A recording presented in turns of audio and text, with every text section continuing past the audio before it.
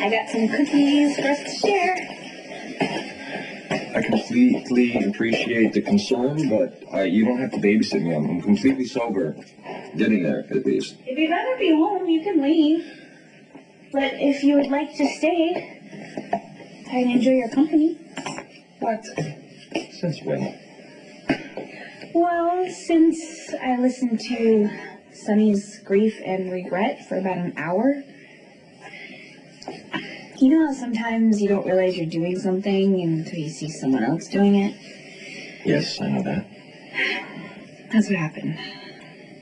Sunny is shredding himself from the inside out over what happened to Michael, questioning every decision he's ever made, including starting the business to begin with, right up until the point he pushed Kate out of the way of that bullet. Is that what happened? Unfortunately, yes.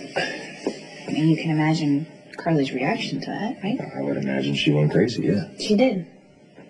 She ordered Sunny out of Michael's life, told him that he didn't deserve to be Michael's father.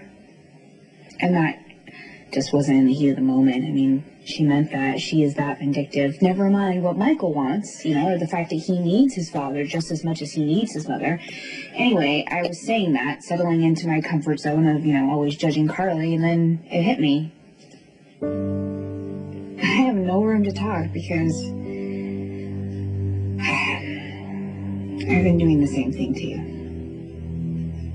Those are completely different situations. Not really. Two mothers keeping fathers away from their children.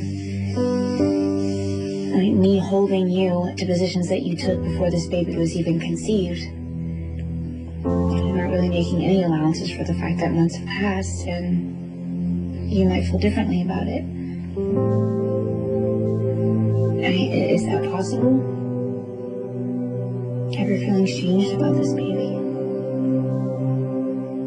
No more mixed signals, no more back and forth. I owe you that much. No. I don't have a problem with back and forth. I like it. It means my foot's still in the door. Okay? Seriously, listen, if the dinner thing, it feels like a lot of pressure, you know what? It's no problem. We'll forget about it. We'll call it a night. Running out on this is not going to change anything. We would still have this conversation. Maybe tomorrow. not. No, maybe we wouldn't. Okay? You might sleep on it. Your perspective might be different in the morning. It wouldn't be the first time. I know my own mind, and I am not changing it. Logan,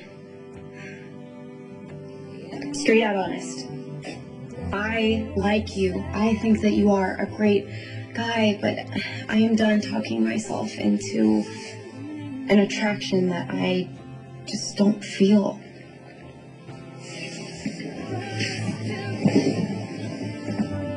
You fake being attracted? No. Not at first, but after time, things just changed. You're not going to change back. How can you be so sure about that?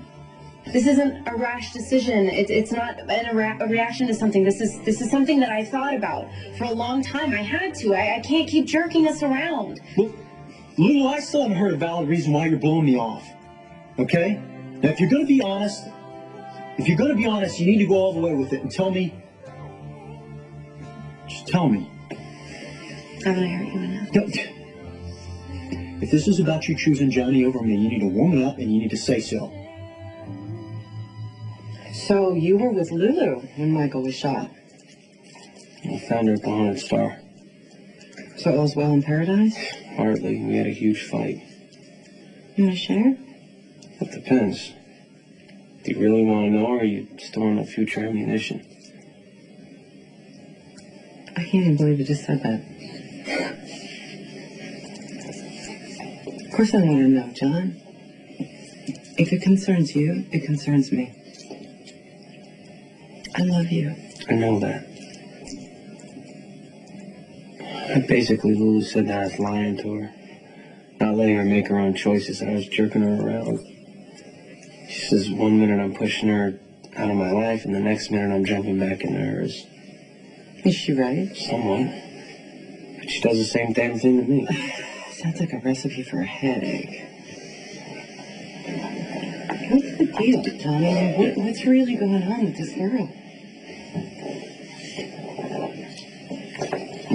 I'm not gonna lie and say I don't care about her. I do. And I know she cares back, but she's scared.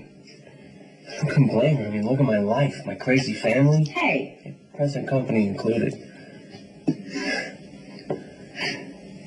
But seriously, I mean, sometimes you look at the fire and you know how bad it's gonna hurt when you get burned, but you can't help but stick your hand in anyway.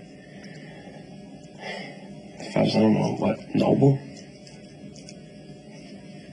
I'd hurt her so bad that she'd have to write me out of her life for good. And honestly, I like waking up and knowing that she's in my life, and maybe I turn a corner and she's there. Do you want my opinion? I have a choice. Do you want Lulu in your life? Keep her. Just don't fall in love, John. Because if you do, you might as well eat your gun. What do you mean, nothing anyone can do? I'm sure Michael's case isn't hopeless. I'm not a doctor. I'm not qualified to give you an accurate prognosis. Yeah, but you know something, Elizabeth. Jax, I shouldn't even be discussing this with you. You know what? I'm not going to mention your name to anyone. So whatever assurances you need, consider them made. Please, help me help my wife.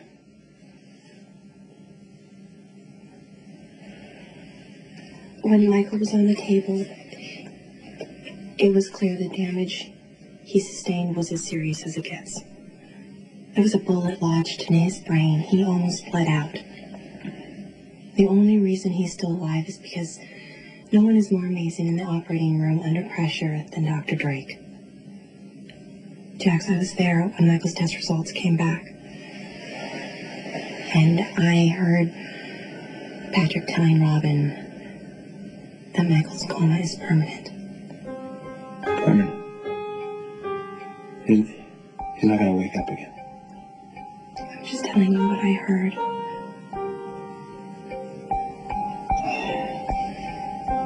She knows.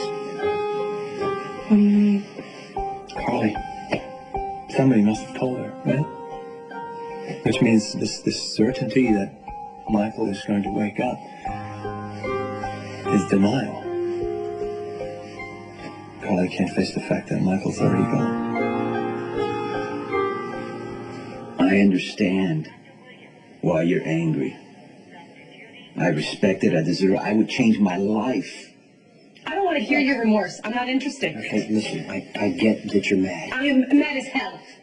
And don't try and talk me out of this. I'm not. I'm just saying you need to prioritize. What's more important? Ripping into Sonny or keeping the peace for Michael's sake? You understand this? I don't care how sorry you are or how much regret you have, because it's empty and I've heard it before. And I can't spare any sympathy or compassion for you because I need it for that little boy in there. The little boy who's recovering from brain surgery because he got shot on your watch. Sonny. We're clear about that, Carly.